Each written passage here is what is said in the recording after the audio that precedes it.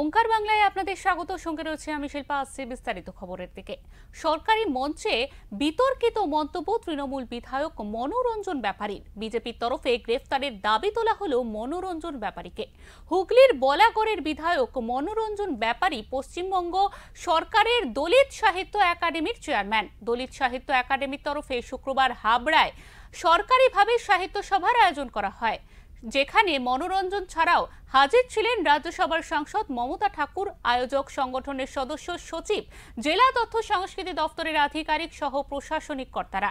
আর এই মঞ্চ থেকেই মনোরঞ্জন বলেন তিনি ব্রাহ্মণবাদের বিপক্ষে। তিনি কখনো মন্দিরে যাননি, তবে দু একবার গিয়েছিলেন মুঠো ভরে টাকা চুরি করতে।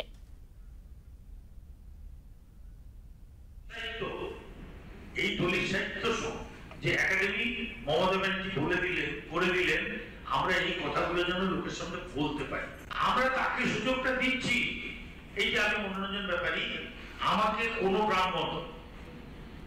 ব্রাহ্মণ্যবাদী কোন সংস্কৃতি আমাকে কিন্তু দলন করতে পারেনি সারা জীবনে, কখনো কোনোদিন। কারণ আমি আমার বাবা মা মরে গেছেন, ডাকিনি কোনো বাবা। আমি কোনোদিন কোনো মন্দিরের কাছে যাইনি। হ্যাঁ, দু একবার গেছি, মন্দিরে পয়সা চুরি করতে গেছি। যখন খুব খিদে পেত, যাদবপুর স্টেশনের যে মন্দিরটা আর যাদবপুর এই বাস স্ট্যান্ডের সামনে যে মন্দিরটা, ওই বেড়ার ভাগ দিয়ে এক এক মুঠো পুজো করে তুলে নিয়ে চলে যেতাম। দু একবার ওখানকার পূজারিতে গেছে, খুব গাল দিত। তখন আমি বলতাম এটা বাপ ছেলের ব্যাপার, মা ছেলের ব্যাপার, তুমি মাঝখানে নাক গলাচ্ছ কেন? আজকে আমি গরিব, অভাব আছে, আজকে আমি মার থেকে দান নিলাম, যেদিন আমি বড়লোক হবো মার দান ঋণ শোধ করে দেবো, নিয়ে নিতাম পয়সা। ওইভাবে গেছি মন্দিরে, কিন্তু মন্দিরে যাইনি। কোনো ব্রাহ্মণ আমাকে ঠকাতে পারে না। আমরা ঠকবো কেন?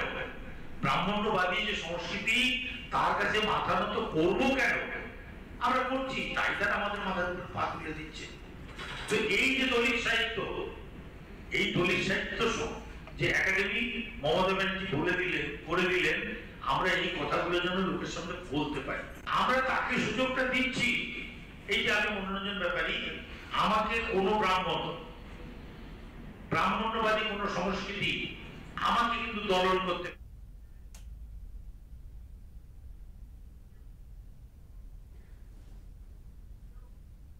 এই বিষয়ে বিস্তারিত জেনে নেব, আমাদের প্রতিনিধি আমাদের সঙ্গে রয়েছেন তার থেকে।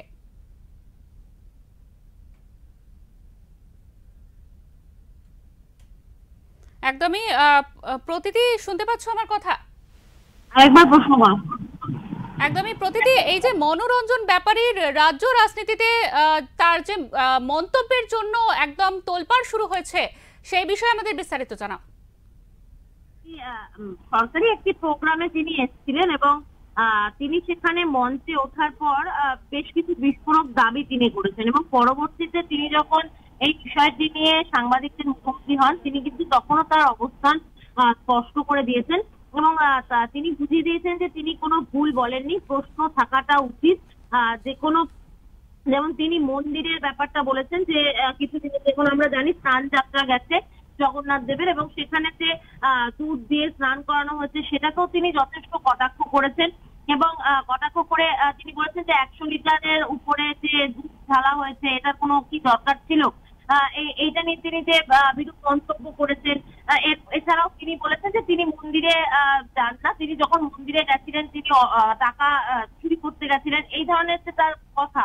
কিন্তু তিনি এর পরে সাংবাদিকদের মুখোমুখি হওয়ার পর কিন্তু তিনি তার এই সমস্ত যে বক্তব্য মঞ্চে করেছিলেন তাতে কিন্তু তিনি একদমই দোষ দেখেননি। তার মতে যেটা তিনি দেখতে পাচ্ছেন না সেটাকে নিয়ে তিনি অন্ধের মতন বিশ্বাস কেন করবেন, প্রশ্ন কেন থাকবে না, সেটা নিয়ে তিনি বক্তব্য রেখেছেন। এবং এটাতেই কিন্তু বিজেপি, স্থানীয় যে বিজেপি যারা রয়েছেন তারা কিন্তু তীব্র নিন্দা করেছেন, বিরোধিতা করেছেন। তাদের বক্তব্য যে একজন বিধায়ক যদি এই ধরনের কথা মঞ্চে বলেন, তার মানে তিনি কি বোঝাতে চাইছেন? তিনি কি দলিতদের নাস্তিক করতে চাইছেন? তিনি টাকা চুরি করতে মন্দিরে গেছেন, এই কথাটা শোনার পর পুলিশের উচিত ছিল তাকে গ্রেফতার করা, কিন্তু পুলিশ সেটা করেনি। এই নিয়ে কিন্তু কটাক্ষ করা হয়েছে এবং তারা বিরোধিতা করে বলেছেন যে ওই বিধায়কের বিরুদ্ধে অ্যাকশন নেওয়া উচিত। একদমই প্রতিটি, তোমাকে আমি আরো একটি প্রশ্ন করব, জেলা রাজনীতিতে এই মনোরঞ্জনের যে বিতর্কিত মন্তব্য সেই নিয়ে কি জল খোলা হচ্ছে কোথাও?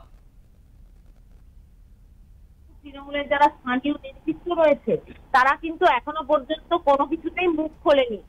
কারণ এটা সম্পূর্ণ একটা দলিত ব্যাপার, দলিত ইস্যু যেটাকে বলে, এবং যিনি বিধায়ক তিনিও কিন্তু নিজে দলিত, এবং তিনি দলিত সাহিত্য একাডেমির চেয়ারম্যান। সেখানে তার বিরুদ্ধে কিছু বলা বা তিনি কি প্রেক্ষিতে বলেছেন সেইটা অনেকটাই ভালো করে জানা তৃণমূলের যারা রয়েছেন স্থানীয় নেতৃত্ব তাদের কাছে গুরুত্বপূর্ণ, কারণ তারা কিন্তু সেই সময় সকলে মঞ্চে উপস্থিত ছিলেন না বা মঞ্চের নিচেও ছিলেন না। সুতরাং তাদের কাছে এটা এখনো ধোঁয়াশা রয়েছে, তারা কিন্তু এই নিয়ে এখনো পর্যন্ত কোনো রকম প্রতিক্রিয়া দেননি। একদমই প্রতীতি, তোমাকে অনেক ধন্যবাদ। আমাদের সঙ্গে এতক্ষণ টেলিফোন লাইনে ছিলেন আমাদের প্রতিনিধি প্রতীতি ঘোষ। তিনি কিন্তু আমাদের জানালেন বিস্তারিতভাবে যে মনোরঞ্জন ব্যাপারীর এই যে মন্তব্য তা নিয়ে ইতিমধ্যে রাজ্য রাজনীতিতে তোলপাড় শুরু হয়েছে। সেই নিয়ে বিভিন্ন রাজনৈতিক দলের মধ্যেও বলা যায় তৃণমূলের মধ্যেও কিন্তু একটা আলোচনার বিষয় হয়ে উঠেছে এবং সেখানে জল খোলা হতে শুরু করেছে। মানুষ নানান রকম মন্তব্য করছেন। এখন এই জল কোন দিকে গড়ায় সেই দিকটাই দেখার।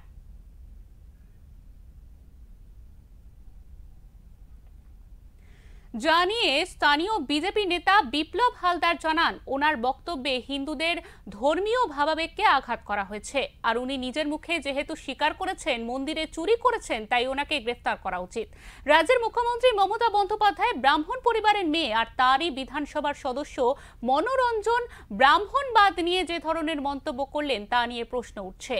দলিত সাহিত্য একাডেমির চেয়ারম্যান হয়ে মঞ্চে যে ধরনের তিনি বক্তব্য রাখলেন তাতে কি তিনি দলিতদের নাস্তিক হতে বলছেন? এই প্রশ্নই উঠতে শুরু করেছে।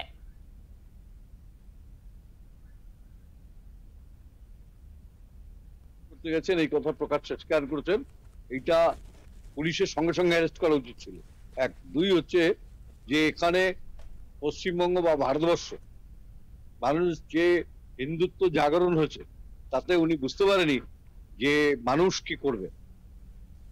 আজকে যে বিধায়ক হিসাবে তিনি এটা আমাদের কাছে লজ্জার, এবং তৃণমূল কংগ্রেস তারা মন্দির মানে না এটা ঠিকই, কিন্তু মসজিদ মানে না এই কথা বলতে গেলে বা এটা স্টাবলিশ করতে গেলে তাহলে ওনাদের দলটাই উঠে যাবে, কারণ মুসলিমদের দ্বারাই নিয়ন্ত্রিত ওই দলটা। তাছাড়া পশ্চিমবঙ্গে তাদের শাসন ক্ষমতা থাকার সম্ভাবনা খুব ক্ষীণ। ভারতীয় জনতা পার্টি এর বিরুদ্ধে তীব্র প্রতিবাদ জানায় এবং এই কথা বলার অধিকার ওনার সম্ভবত নেই।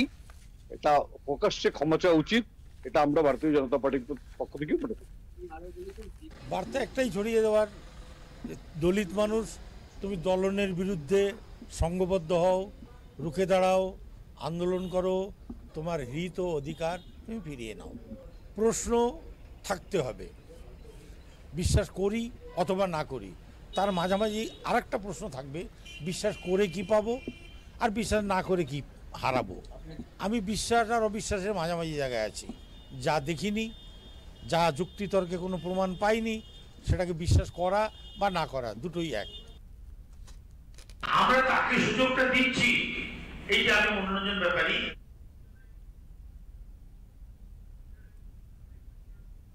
এরকমই অন্যান্য খবরের জন্য অবশ্যই চোখ রাখুন ওঙ্কার বাংলায়।